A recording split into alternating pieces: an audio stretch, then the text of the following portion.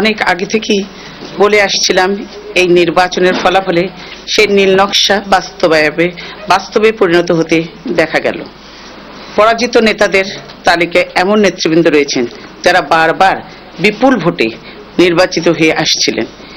একটি বিষয় লক্ষণীয় যে দুপুর 12টার মধ্যে 45 থেকে 50% ভোট পড়ে। তারপর বেশিরভাগ ভোট কেন্দ্রগুলো ভোটার শূন্য ছিল, কিন্তু গণনায় দেখা যায় যে বহু ভোট কেন্দ্রে প্রায় 90% ভোট গ্রহণ করা হয়। ভোট মহাজালিয়াতির এমন দৃষ্টান্ত অতীতে নেই।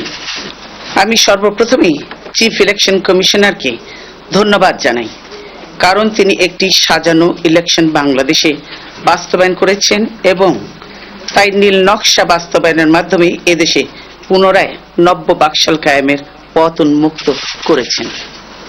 আমি দুঃখের সাথে জানাচ্ছি যে গণতন্ত্রের উত্তরণের জন্য আমাদের পূর্ণ প্রচেষ্টা থাকা সত্ত্বেও এবারের সাজানো নির্বাচনে পূর্ব নির্ধারিত ফলাফল ঘোষণা করে নির্বাচন কমিশন প্রমাণ করেছে এই নির্বাচনের কোনো গ্রহণযোগ্যতা নেই এবং তাই নির্বাচনের ফলাফল জনগণের মতামতের প্রতিফলন নয়।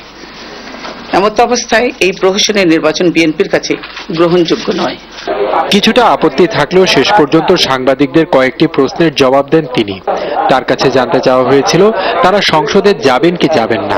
আমি বললাম তো এগুলো পরে আপনাদের আরো বিস্তারিত তথ্য, এটা তো প্রাথমিক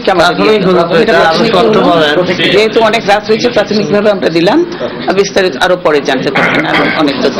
আবার আমরা প্রতিদিন আমাদের ব্রিফিং থাকবে, আপনারা জানতে পারবেন, কারণ যে আমাদের তথ্য প্রমাণও আছে যে নির্বাচনে কি কারচুপি হয়েছে। আমরা যে যেটা বললাম এত শতাংশ ভোট পড়েছে, কি করে হলো এত সময়ের মধ্যে, এটা আপনারা হিসাব করেন যে হয়েছে।